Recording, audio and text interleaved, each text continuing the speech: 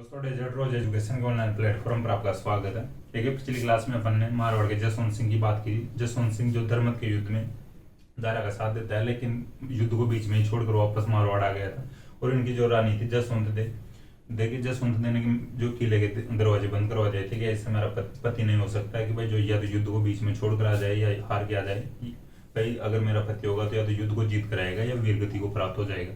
ठीक है। इनकी जो पत्नी जसवंत देखे पहले जो जसवंत सिंह की तो बात रह गई थी, ये बता दो। जसवंत सिंह की जो मृत्यु होती है अफगानिस्तान के जो एक स्थान है जमरूद का थाना नामक स्थान, वहां पर मृत्यु होती है। जो इनकी जो मृत्यु होती है तब औरंगजेब का एक कथन था कि आज कुफर का दरवाजा टूट गया। ठीक है, ये इंपॉर्टेंट कथन है, थोड़ा ध्यान रखना, क्वेश्चन बनते कि जसवंत सिंह की मृत्यु के दौरान कहा था, मृत्यु के बाद में कहा था औरंगजेब ने आज कुफर का दरवाजा टूट गया है। लेकिन इनकी जो रानी जसवंत दे थी, जसवंत दे ने जोधपुर में राय का बाग महल का निर्माण करवाया था। ठीक है। इनके दरबार जो जसवंत सिंह के दरबार में एक दरबारी विद्वान थे जो इम्पोर्टेंट है, उनका थोड़ा नाम ध्यान रखना, मोहनोत नैणसी। उन्होंने नैणसी ख्यात लिखा था और मारवाड़ रपर गनारी विगत लिखा था। ठीक है। अब इसके बाद में अपन एक बात और की थी कि भाई इनकी जो मृत्यु के दौरान, जसवंत सिंह की मृत्यु के दौरान इनके बेटे नहीं थे कोई भी, लेकिन इनके एक बेटा था पहले पृथ्वी सिंह, लेकिन औरंगजेब उसको जहरीली पोशाक दे देता है और वो उसको पहनने के बाद में मर जाता है। ठीक है।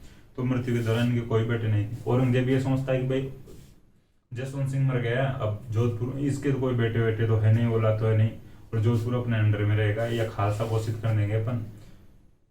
तो देखिए जसवंत सिंह की जो मृत्यु के बाद में यानी उनके दो बेटे हो गए थे। एंड जसवंत सिंह के 12 दिन भी नहीं हुए थे, उससे पहले ही दो अलग अलग रानियों से दो बेटे हो गए थे। एक का नाम था अजीत सिंह और एक का नाम था दल थम्मन। देखिए अजीत सिंह बड़ा बेटा था, तो अजीत सिंह राजा बनता है आगे चल मारवाड़ का।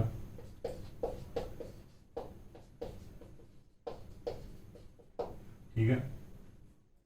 देखिए जब अजीत सिंह और दल थम्मन को, इन दोनों की माताओं के साथ दुर्गादास राठौड़ जो एक इम्पोर्टेंट मंत्री थे जसवंत सिंह के दरबार में।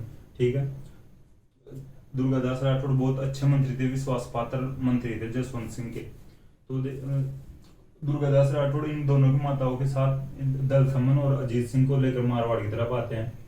देखिए जब ये आते हैं उस समय भाई औरंगजेब को पता लगता है कि भाई इसके तो दो बेटे हैं, जो जसवंत सिंह के तो दो बेटे, औरंगजेब को लगता है पता।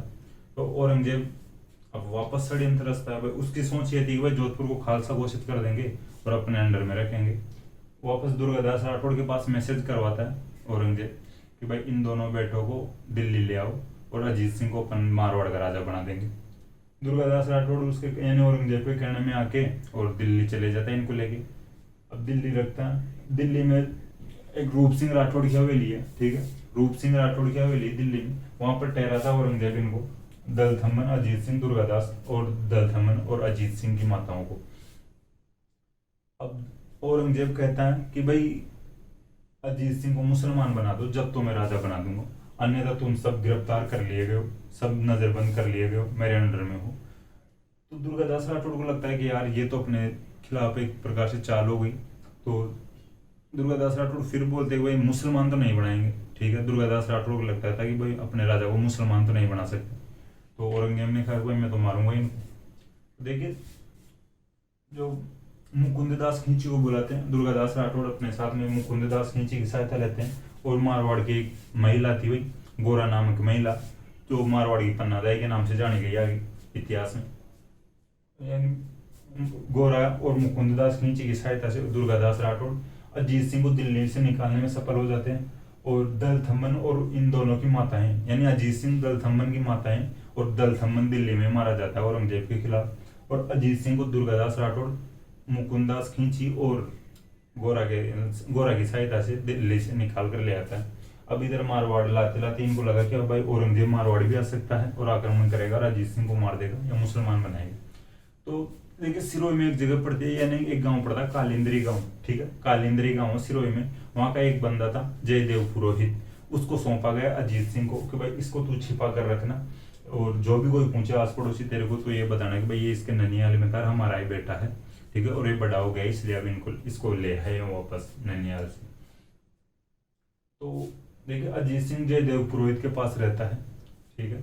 और आप थोड़ा अब ये ध्यान रखना भाई मारवाड़ की जो गोरादाई के नाम से जानी जाती है, गोरा जो मारवाड़ की पन्नादाई के नाम से जानी जाती है, जो गोरा, उसका थोड़ा ध्यान रखना भाई। जोधपुर में उसकी छतरी बनी हुई है, ठीक है। जब अपन राय का बाग जो रेलवे स्टेशन से जोधपुर में जंक्शन की तरफ चलते हैं हाई कोर्ट रोड से, उस रोड के किनारे पर गोरादाई की छतरी बनी हुई है, ठीक है। थोड़ा ध्यान रखना, पूछा जाता है। और मारवाड़ उस समय जो अलग राज्य हुआ करता था, तो जैसे अपने आज भारत का राष्ट्रगान है, उसी प्रकार से मारवाड़ का भी उस समय जो राष्ट्रगान होता था, तो मारवाड़ का राष्ट्रगान था दूसो, ठीक है। देखिए दूसो जो मारवाड़ का राष्ट्रगान था, इसके अंदर गोरादाई का जो नाम आता है, ठीक है। दूसो में गोरादाई का नाम लिया गया है भाई, ठीक है। तो आप थोड़ा ध्यान रखना। गोरादाई जैसे पन्नादाई मेवाड़ में उदय सिंह की सहायता की थी, वैसे ही गोरादाई ने भी जो मारवाड़ के अजीत सिंह की सहायता की थी। इस प्रकार ध्यान रखना। 200 जो मारवाड़ का राष्ट्रगान है, उसमें इसका नाम है गोरा का, और गोरा को मारवाड़ी पन्नादाई के नाम से जाना जाता है।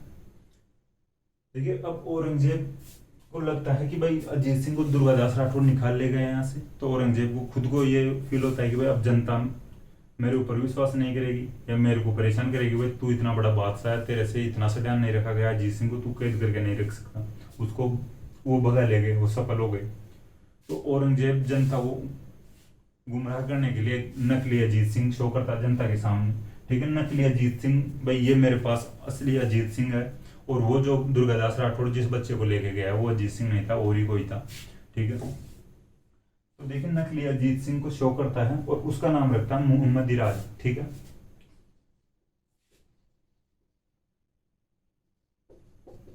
मोहम्मदीराज नाम रखता है नकली अजीत सिंह का, ध्यान रखना। नकली अजीत सिंह का नाम मोहम्मदीराज रखता है। और औरंगजेब की एक बेटी थी जेबुनिसा, जेबुनिसा को मोहम्मदीराज को औरंगजेब सौंप देता है।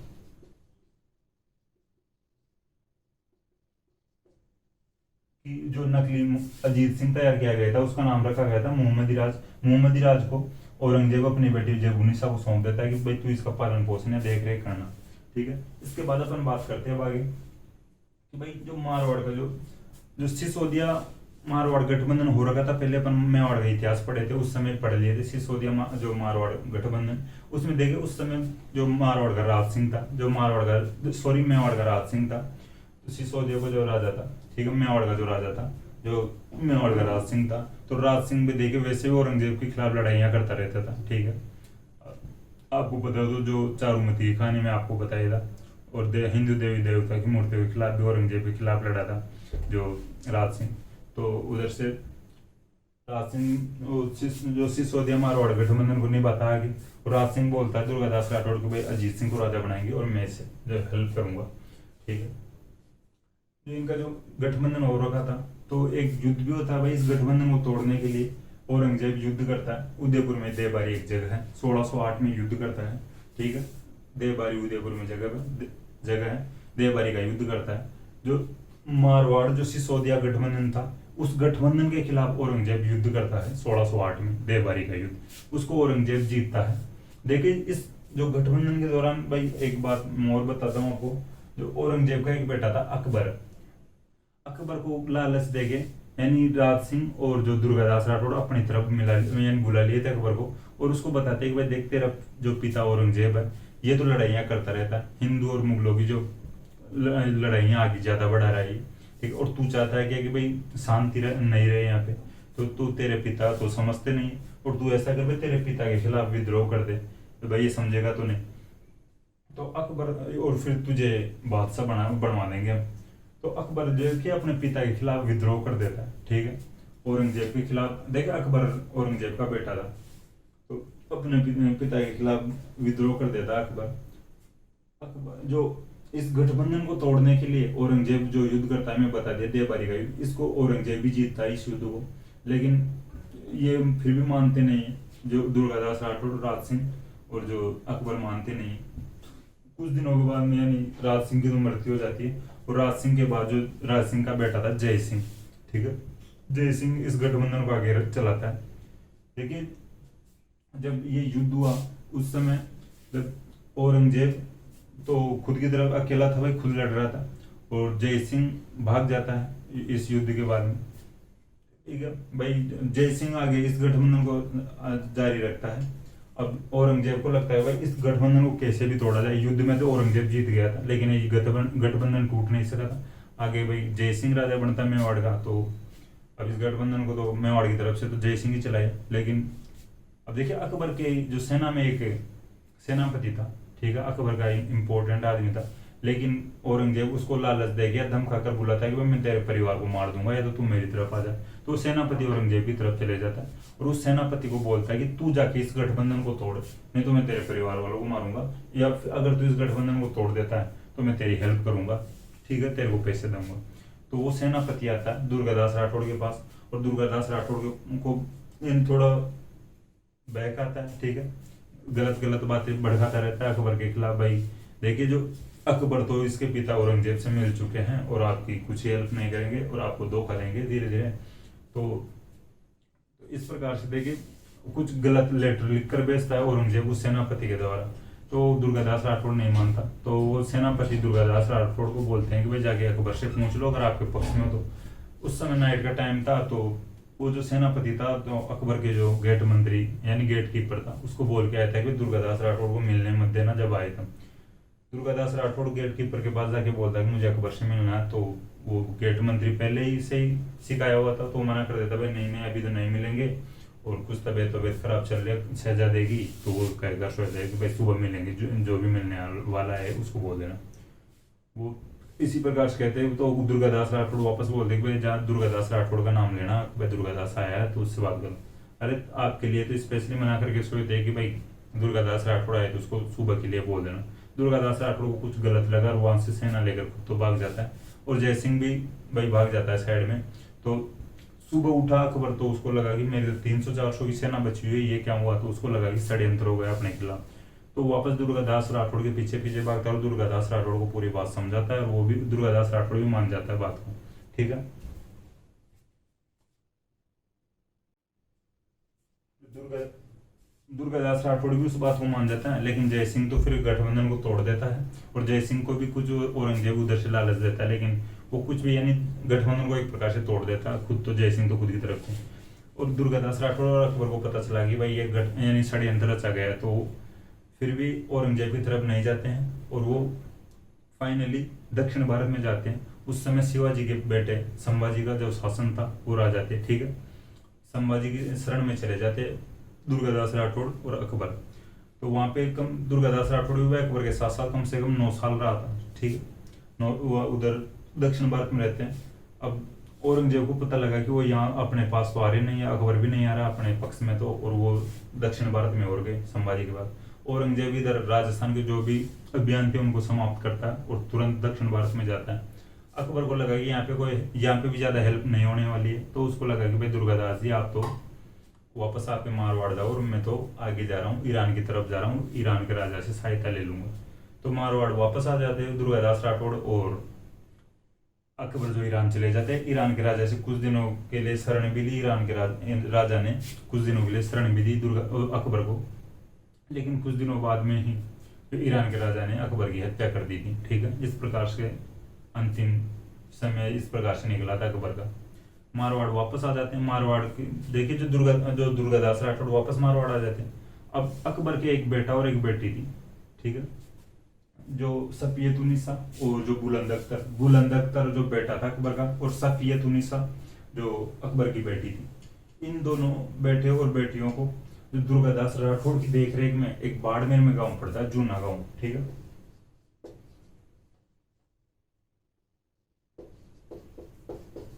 जूना गांव बाड़मेर में पड़ता है।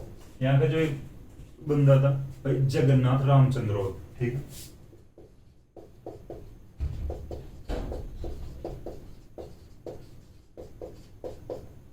ठीक है, दुर्गादास राठौड़ और अकबर दक्षिण भारत में चले जाते हैं, लेकिन जगन्नाथ रामचंद्र की देखरेख में छोड़कर गए थे जो सफियतुन्निसा और बुलंद अख्तर को। ये बाड़मेर के जूना गांव का था ये जगन्नाथ रामचंद्र। वापस दुर्गादास राठौड़ आता है और उधर औरंगजेब को पता चलता है कि भाई मेरा बेटा तो अकबर वहां पे ईरान गया है और वहां पे मारा गया है, और मेरे तो एक बेटा और एक यानी मेरे तो एक पोता और एक पोती भी है। भाई अकबर के जो बेटा और बेटी थे वो औरंगजेब के पोता और पोती हुए। औरंगजेब को लगता है यार मेरे पोते और पोती को तो मेरे पास आना चाहिए, लाना चाहिए। जो औरंगजेब कहता है दुर्गादास राठौड़ को कि भाई यार ये तू मेरे को दे दे, लेकिन दुर्गादास राठौड़ मना कर देता है कि भाई तू तेरे बेटे को ही मारने के लिए तैयार था, अकबर को, तू तेरे पोते और पोती को भी मार सकता है।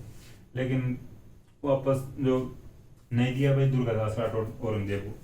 देखिए जो एक ईश्वरदास नागर जो औरंगजेब के दरबार में मारवाड़ के ही एक कवि थे, ठीक है, विद्वान थे, तो जो औरंगजेब के दरबार में ही थे ईश्वरदास नागर, उनकी एक पुस्तक भी है, ठीक है, फुतुहात ए आलमगीरी, फुतुहात ए आलमगीरी ईश्वरदास नागर की पुस्तक है। औरंगजेब जो ईश्वरदास नागर को बोलते हैं कि भाई तू मारवाड़ का, तू ढंग से समझाना दुर्गादास राठौड़ को और वो मेरे पोते और पोती बोल जाए। ईश्वरदास नागर दुर्गादास राठौड़ को समझाते भाई कुछ नहीं करेगा, बेटे बेटी से ज्यादा प्यारे पोते पोती लगते हैं और वो अच्छे से ख्याल रखेगा। तो वो देखिए ईश्वरदास नागर के समझाने से दुर्गादास राठौड़ दे देता है उन दोनों बच्चे, उन लड़के और लड़की को, बुलंद अख्तर और सफियतुन्निसा को। अब औरंगजेब के दरबार में आते हैं बुलंद अख्तर और सफियतुन्निसा। औरंगजेब अपने जो सेनापति को बोलते हैं कि एक मौलवी बुलाओ और तो इनको मुस्लिम धर्म की शिक्षा दो। तो देखिए जो सफियतुन्निसा थी उसको सब पता था, उनको दुर्गादास राठौड़ सब सिखा दिए थे, मौलवी बुला लो। तो भाई दादा यानी औरंगजेब को बोलते भाई दादाजी आप कुछ ही मत बुलाओ, हम सब जानते हैं एक मौलवी बाबा आते थे और मुस्लिम धर्म की शिक्षा हमें सिखा के जाते थे। औरंगजेब को लगा कि कौन मौलवी आता था वहां पे, तो कौन बुलाता था, तो सफियतुन्निसा बोलते कि भाई दुर्गा बाबा मौलवी बुलाते थे और वो हमें शिक्षाएं देते थे मुस्लिम धर्म की। औरंगजेब को लगा कि यार दुश्मन भी ऐसा होना चाहिए, पर मेरा दुश्मन होके भी इन बच्चों को देखो कि धर्म के प्रति कितना हुआ कि भाई अगर वो गलत होता तो हिंदू धर्म की शिक्षा ही देता, लेकिन वो मानता है भाई धर्म धर्म ही होता है, तो इन बच्चों को मुस्लिम धर्म की शिक्षा ही देता। दुर्गादास राठौड़ बहुत राजी हो जाता है, यानी खुश हो जाता है दुर्गादास राठौड़ के प्रति जो औरंगजेब भी। फिर पूछता औरंगजेब सफियतुन्निसा को और क्या क्या बोलता था दुर्गादास मेरे लिए, कोई गालियां वाले देता था क्या, तो सफियतुन्निसा बोलते हुए कुछ गालियां वाले नहीं देता था, और वो तो मैं तो उनकी शक्ल भी नहीं जानती, वो एक पर्दे के पीछे से ही मेरे से बात करता था और जो भी बात करनी होती थी वो बात करके चले जाता था। यानी उसका मतलब यह था कि भाई दुर्गादास राठौड़ दूसरे धर्म की किसी लड़कियों की तरफ गलत नजर से भी नहीं देखता था एक प्रकार से। इसका सीधा सा मतलब यही हुआ कि बस सफियतुन्निसा बोलते हुए मैं लगभग समझने लायक हो गई थी। उसके बाद में मैं दुर्गादास राठौड़ या दुर्गा बाबा की शक्ल भी नहीं देखी, ठीक है। तो औरंगजेब खूब राजी होता है, औरंगजेब दुर्गादास राठौड़ को बोलता है कि भाई दुर्गादास तू आज कुछ मांगे जो मांगे। दुर्गादास राठौड़ एक ही बात बोलता है कि भाई मैं एक ही चीज मांग सकता हूँ, तो मुझको लगता है जो मेरा राजा प्यारा लगता है और जो अजीत सिंह जो मेरा राजा है उसको आप राजा घोषित कर दो, राजा मान लो। और औरंगजेब कहता है कि भाई इस एक बात के अलावा कुछ भी बात है जो तेरे मन में वो बोल दे मैं वो पूरी करूंगा, लेकिन ये बात पूरी नहीं कर सकता, तेरी ये इच्छा पूरी नहीं कर सकता, ठीक है। इस प्रकार से बात भाई वो फिर भी नहीं करता है। फिर आगे अपन बात करते हैं भाई जो मेवाड़ जो सिसो जो एक गठबंधन ये था 30 वर्ष संघर्ष कहते हैं अपन दुर्गादास राठौड़। देखिए अजीत सिंह को राजा बनाने के लिए दुर्गादास राठौड़ ने 30 वर्ष तक संघर्ष किया था, ठीक है। इसे राठौड़ का 30 वर्ष संघर्ष कहते हैं, ठीक है, जो 1678 से 1708 तक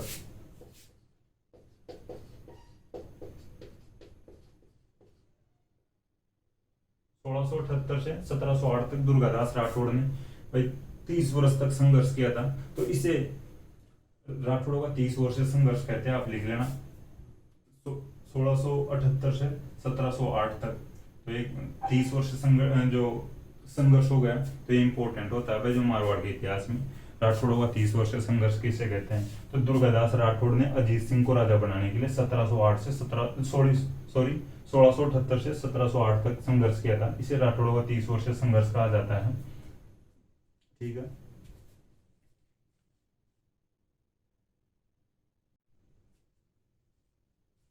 देखिए ये राठौड़ों का 30 वर्ष संघर्ष में आपको बता दिया। 1708 में जब देवबारी समझौता हुआ था उसी के बाद में अजीत सिंह राजा बने थे। राजा उस गद्दी जब से संभाले थे, वैसे टाइम पीरियड यहाँ से स्टार्ट हो जाता 1679 से, लेकिन 1708 में राजा बने थे मुख्यतः, ठीक है, देवबारी समझौते के बाद में। देवबारी समझौता में आपको बता दिया, ठीक है, जो आमेर और मेवाड़ और मारवाड़ के बीच में हुआ था देवबारी समझौता। जो देवबारी समझौते के अकॉर्डिंग 1708 में अजीत सिंह राजा बनता है। इसके बाद में अपन बात करते हैं भाई, देखिए आगे दुर्गादास राठौड़ की। दुर्गादास राठौड़ का जो जन्म हुआ था भाई सालवा गांव में हुआ था। दुर्गादास राठौड़ का जन्म हुआ था सालवा गांव में हुआ था, जोधपुर में। ठीक है। अब थोड़ा ध्यान रखना भाई, अपन थोड़ी सी दुर्गादास राठौड़ की पहले बात कर लेते, फिर अजीत सिंह की और बात करेंगे आगे। देखिए जो जन्म स्थान है सालोआ गांव, जोधपुर में है जो दुर्गादास राठौड़ का जन्म स्थान। हाल ही में जो देखिए करंट में भी रहा सालोआ गांव। दुर्गादास राठौड़ की जो प्रतिमा का अनावरण किया राजनाथ सिंह ने, थोड़ा ध्यान रख लेना। तो आपने पढ़ा हो तो सालोआ गांव जोधपुर में, ठीक है। लेकिन इनकी माता का नाम जो नेत कंवर था, दुर्गादास राठौड़ की माता का नाम नेत कंवर था, और जो पिता का नाम था आस्करण। दुर्गादास के पिता थे आस्करण, ठीक है। आस्करण के 3 रानियां थी, तो जो नेत कंवर के जो एक बेटा हुआ था दुर्गादास राठौड़। तो देखिए नेत कंवर और दुर्गादास राठौड़ को पहले, यानी दुर्गादास राठौड़ को जन्म लेते ही अलग कर दिया था, नेत कंवर को और दुर्गादास राठौड़ को, यानी आस्करण ने अलग कर दिया था। और किसी को बताया भी नहीं था कि भाई मेरे एक ये इस नाम की रानी है और इस नाम का बेटा भी है, ठीक है। तो आस्करण ने लूणेवा की जागीर दे दी थी दुर्गादास राठौड़ को, ठीक है। लूणेवा की जागीर दे दी थी दुर्गादास राठौड़ को आस्करण ने, तो वही लूणेवा में जाकर रहने लगे थे नेत कंवर और दुर्गादास राठौड़। एक बार देखें जो खेतों में ऊंट आ गए थे, ठीक है। जो लूणेवा में खेत थे दुर्गादास राठौड़ के, तो दुर्गादास राठौड़ के खेतों में ऊंट आ गए थे। तो वो ऊंट थे जसवंत सिंह के, जोधपुर के जो राजा थे जसवंत सिंह, ठीक है। तो जसवंत सिंह के ऊंट थे, तो उनको पीछे पीछे आ रहे थे जो चराने वाले थे, लेकिन वो थोड़े पीछे रह गए थे और ऊंट जो दुर्गादास राठौड़ के खेतों में घुस गए थे। दुर्गादास राठौड़ उनको मार मार के भगा रहा था, यानी भगा रहा था उन ऊंटों को। तो वापस चराने वाले पीछे पीछे आ रहे थे, तो वो आए तो बोलते हैं भाई तू किसके ऊंटों को ऐसे निकाल रहा है, मार रहा है, ये तेरे को पता नहीं है कि वो किसके ऊंट है। तो दुर्गादास राठौड़ बोलता है किसी के भी ऊंटों मेरे खेतों में आ गए तो मैं तो ऐसे ही भगाऊंगा। तो बोलते भाई जसवंत सिंह के ऊंट है, तू ऐसे कैसे बात कर रहा है। दुर्गादास राठौड़ भाई बोल देता गुस्से गुस्से में, चाहे दुर्गा और जसवंत सिंह के बाप के खेत नहीं, मेरे खेत हैं, आपको इस प्रकार से खेतों में ऊंट नहीं घुसा सकता। और एक जो बंदा था उसको मार देता दुर्गादास राठौड़, जसवंत सिंह का एक आदमी को तो मार देता।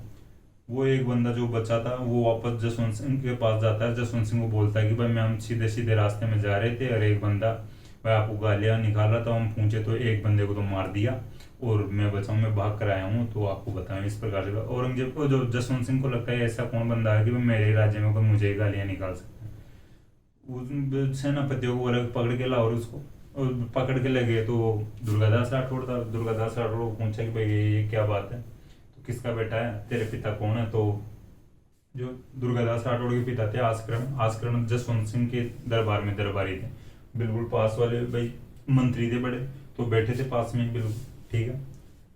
तो उनको पूछते भाई आपका बेटा है, तो आस्करण बोलते है तो मेरा बेटा, यानी बेलक नहीं औलाद है, तो अभी इसके लिए मैं किसी को बताया भी नहीं था, और अब क्या ही पक्ष लूँ, जो आपकी इच्छा वो सजा दे सकते हो इसको। तो उसको पूछते कि भाई क्या बात थी। दुर्गादास राठौड़ को तो पूरी बात बताता है कि भाई ये बात थी और मेरी कोई गलती नहीं थी। जसवंत सिंह को लगता है कि भाई यार गलती तो नहीं थी इसकी, फिर भी ये अपने बंदे को मार दिए। तो पूरी बात बताया तो उसको लगा कि अपने आदमियों की गलती थी। तो उसको पूछा कि भाई तू उस आदमी को कैसे मारा रे। तो जैसे दूसरा आदमी उसके पास से बच के आया हुआ था, तो वो पास में खड़ा था दुर्गादास राठौड़ के, तो दुर्गादास राठौड़ अपनी कटार निकाल के और उस आदमी को और मार देता औरंगजेब, जो जसवंत सिंह के सामने। जसवंत सिंह को लगता है कि भाई यार बंदा तो तगड़ा है, बहुत भयंकर बंदा है, ठीक है, ब्रिलियंट बंदा है।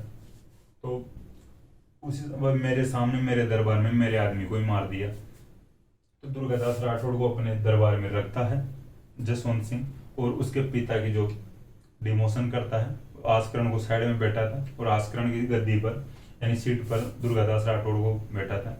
तो देखिए उस प्रकार से जो दुर्गादास राठौड़ जसवंत सिंह के दरबार में इंपॉर्टेंट मंत्री थे, ठीक है, इनके अच्छे विश्वास पात्र थे।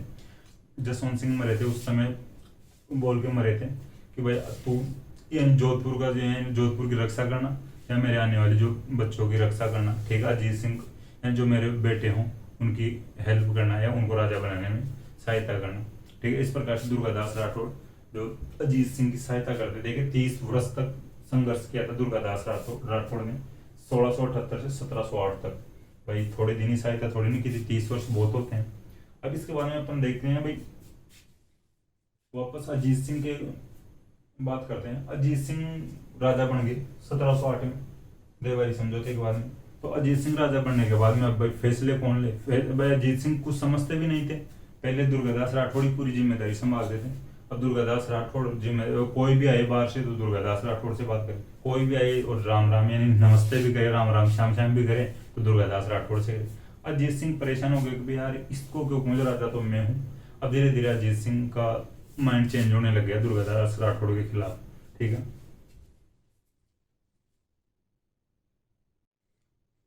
अब देखिए अजीत सिंह दुर्गादास राठौड़ को बोलते हैं भाई आप बड़े आदमी हो गए हो, आप घर पे बैठे रहा करो, अब फालतू में दरबार में मत आया करो, क्या बड़े आदमी है, हाथ पे काम नहीं करते हो। दुर्गादास राठौड़ समझे नहीं, एक वापस दरबार में आना शुरू डेली आए। और अब अजीत सिंह को गलत लगी, वापस वही रूटीन दुर्गादास राठौड़ का। तो एक प्रकार से बोलते हैं कि भाई अजीत सिंह दुर्गादास राठौड़ के घर पे दुर्गादास राठौड़ के पास मतीरो भेजता है। ठीक है, मतीरा भेजता है एक। ठीक है, मतीरा क्या मतीरो एक प्रकार से हो गया। तो दुर्गादास राठौड़ समझ गया था कि इसका मतलब मतीरो का मतलब यह है कि भाई अब दरबार में मत रहो आप। ठीक है, मत रहो। दुर्गादास राठौड़ किसी को कुछ भी नहीं बोलता, काले कपड़े पहनता है, मारवाड़ से बाहर निकलता है। ठीक है, मारवाड़ से बिल्कुल बाहर निकल जाता है और जो मेवाड़ में चले जाता है। ठीक है, दुर्गादास राठौड़ मेवाड़ में चले जाता है, अमर सिंह द्वितीय के बाद चले जाता है मेवाड़ में। ठीक है, दुर्गादास राठौड़ मारवाड़ को त्याग कर अमर सिंह द्वितीय ने देखिए दुर्गादास राठौड़ को रामपुरा और विजयपुर की जागीरें दी थी। ठीक है, यहाँ पर रहने लगे थे दुर्गादास राठौड़ कुछ दिनों के लिए। यानी एक प्रकार से ये थोड़ा ध्यान रखना, अजीत सिंह ने दुर्गादास राठौड़ को देश निकाला दे दिया था। ठीक है, इसके अकॉर्डिंग देश निकाला दे दिया था अजीत सिंह ने दुर्गादास राठौड़ को। फिर मेवाड़ में जाते हैं थोड़े दिनों के लिए और मेवाड़ के अमर सिंह द्वितीय ने रामपुरा और विजयपुर की जागीर दी दुर्गादास राठौड़ को। और कुछ दिनों बाद वहां पे भी मन नहीं लगा तो कुछ दिनों बाद आगे मध्य प्रदेश में चले गए थे। मध्य प्रदेश में जो उज्जैन, ठीक है, देखिए जो उज्जैन रहे थे सिप्रा नदी के किनारे पर, और सिप्रा नदी के किनारे पर इनकी जो मृत्यु हो गई दुर्गादास राठौड़ की, और दुर्गादास राठौड़ की सिप्रा नदी के किनारे छतरी पे। ठीक है, आपको पूछ सकता है कि भाई कोई एग्जाम में दुर्गादास राठौड़ की छतरी कहाँ पर है, तो मध्य प्रदेश के उज्जैन में सिप्रा नदी के किनारे पर दुर्गादास राठौड़ की छतरी है। थोड़ा ध्यान रखना। ठीक है, हर बात को लिखने से कोई मतलब नहीं, आप नोट कर लेना। ठीक है, क्लास थोड़ी ज्यादा लंबी हो जाएगी, जो मैं इंपॉर्टेंट जो स्टोरी है मैं बता देता हूँ और जो इंपॉर्टेंट फैक्ट आएंगे मैं बोल दूंगा आपको, उनके लिए भाई आप नोट कर लेना। तो आप थोड़ा ध्यान रखना भाई और लिख भी लेना कि दुर्गादास राठौड़ की छतरी उज्जैन में सिप्रा नदी के किनारे पर है। ठीक है भाई, अजीत सिंह दुर्गादास राठौड़ को जो देश निकाला दे दिए थे। देखिए अब इसके बारे में अपन बात करेंगे कि भाई आगे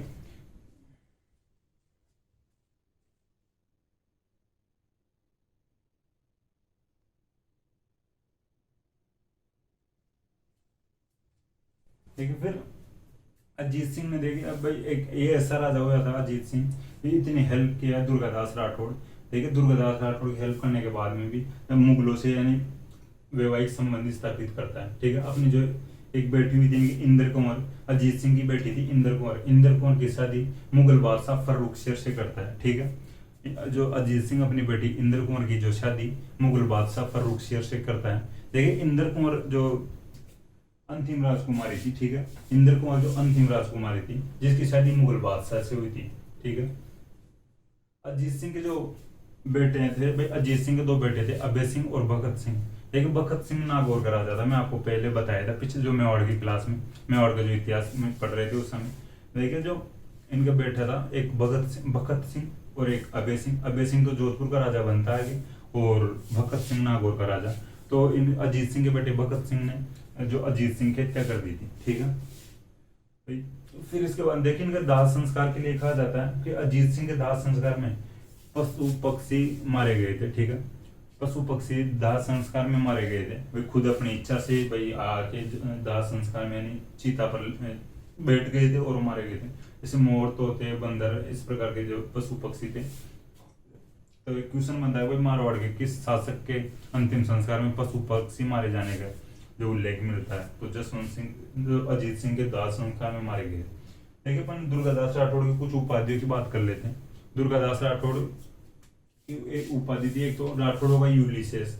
देखिए यूलिसेस एक यूनान का जो शासक था यूलिसेस। ठीक है, तो उसके अकॉर्डिंग जिस प्रकार से जो ग्रीस को दुश्मनों से बचाया था, उसी प्रकार से जो दुर्गादास राठौड़ ने भी भाई अपने दुश्मनों से यानी मारवाड़ को बचाया था। ठीक है, औरंगजेब से भी बचाया था भाई दुर्गादास राठौड़ ने। तो इसी प्रकार से अपन यानी राठौड़ का यूलिसियस कह सकते हैं। जिस प्रकार से यूलिसियस ने यूनान में काम किया था उसी प्रकार से दुर्गादास राठौड़ ने मारवाड़ में किया था काम। फिर एक नेक्स्ट जो उपाधि है राजपूताने का गेरिबाल्डी। देखिए गेरिबाल्डी इटली का एक सेनापति था, ठीक है। गेरिबाल्डी इटली का एक सेनापति था।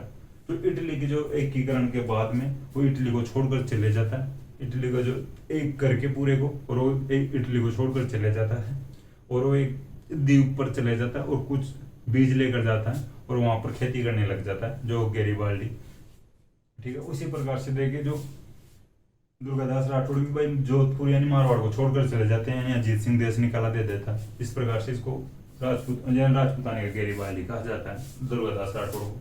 फिर इसके बाद में एक उपाधि और है मारवाड़ का अणविद्या मोती। देखिए अणविद्या को मतलब इसको कोई भींद नहीं सका था, इसको कोई यानी जीत नहीं सका था दुर्गादास राठौड़ को।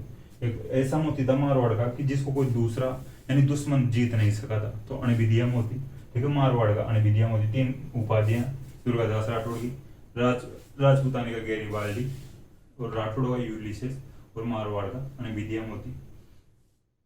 तो मैं आपको जो इंद्र कुंवर की बात बता दिया कि भाई जो अजीत सिंह की बेटी इंद्र कुंवर की जो शादी फर्रुखशेर से की गई थी और अंतिम राजकुमारी थी, जिसकी शादी मुगल बादशाह से की गई थी। फिर इसके बाद में अपन देखा कि अब 1708 में राजा बनता। अब इससे पहले की बात आती है, इससे पहले फिर राजा कौन था भाई मारवाड़ का। तो देखिए इंदर सिंह राठौड़ की बात करते हैं अपन। जो इंदर सिंह राठौड़, जो अमर सिंह राठौड़ की अपन बात किए थे, जो कटार का धनी था, जो कटार का धनी कहलाया था, तो उसको उसके पास से 36 लाख रुपए लेकर औरंगजेब ने, ये देखिए अमर सिंह राठौड़ का पोता था, थोड़ा ध्यान रखना, इंदर सिंह राठौड़ की बात कर रहे हैं अपन भाई। 1708 से पहले राजा कौन था मारवाड़ का। भाई देखिए टाइम पीरियड तो अजीत सिंह का यहाँ से स्टार्ट होता है 1679 से, लेकिन 1708 में राजा बनता है अजीत सिंह। तो इससे पहले राजा कौन था, तो अपन बात करते हैं इंदर सिंह राठौड़ की। इंदर सिंह राठौड़ अमर सिंह राठौड़ का पोता था। ये जो औरंगजेब को 36 लाख रुपए देता है और खुद के राजा बनने, यानी अब जो औरंगजेब सोचता है कि भाई इस समय अब मारवाड़ का राजा किसे बनाए, तो इंदर सिंह राठौड़ से 36 लाख रुपए ले लेता है औरंगजेब और इंदर सिंह राठौड़ को राजा बना देता है मारवाड़ का, ठीक है। तो देखिए जब ये राजा 36 लाख रुपए लेकर बना तो देता है, लेकिन जोधपुर की जनता ने इंदर सिंह राठौड़ को स्वीकार नहीं किया कि भाई अपना राजा नहीं हो सकता है, ये पैसे देकर राजा बना है, तो इसको भगाओ यहाँ से। तो इंदर सिंह राठौड़ को भगा दिया गया था, ये स्वीकार नहीं किया गया था। तो इसके बाद में जोधपुर को कुछ दिनों के लिए औरंगजेब खालसा घोषित कर देता है और फाइनली 1708 में अजीत सिंह राजा बनता है। इस प्रकार से आप थोड़ा ध्यान रखना। अजीत सिंह की 2-3 जो पुस्तकें हैं उनके मैं नाम बता देता हूँ। दुर्गा पाठ भाषा है, ठीक है, एक पुस्तक है अजीत सिंह की दुर्गा पाठ भाषा। जो नेक्स्ट पुस्तक है गुणसागर है, ठीक है, और जो थर्ड पुस्तक है निर्वाण रादुहा, ठीक है। दुर्गा पाठ भाषा, गुणसागर और निर्वाण रादुहा, ये 3 पुस्तकें, इनकी बात अपन देखिए। जो लगभग इंपॉर्टेंट जो फैक्ट थे जो मैं आपको बता दिया हूँ सारे अजीत सिंह के 1679 से 1724 तक इनका टाइम पीरियड था। वैसे मुख्यतः अगर देखा जाए राजा 1678 से और 1708 तक रहते हैं। ये तो देखे थे वो उसकी बात कर लिया अपन, जो 30 वर्ष संघर्ष था इनका, ठीक है। ये 30 वर्ष संघर्ष वाली बात है। 1708 में जो देवबारी समझौता होता है, इसके बाद में राजा बनते हैं अजीत सिंह, ठीक है। तो अपन अजीत सिंह का आज इतिहास कंप्लीट कर लिए। लगभग 2 या 3 क्लासेज में अपना जो मारवाड़ का इतिहास कंप्लीट हो जाएगा। दोस्तों मुझे आशा है कि क्लास आपको पसंद आई हो। तो क्लास पसंद आई हो तो क्लास को लाइक करें, कमेंट करें और अपने दोस्तों के साथ शेयर करें। थैंक यू दोस्तों।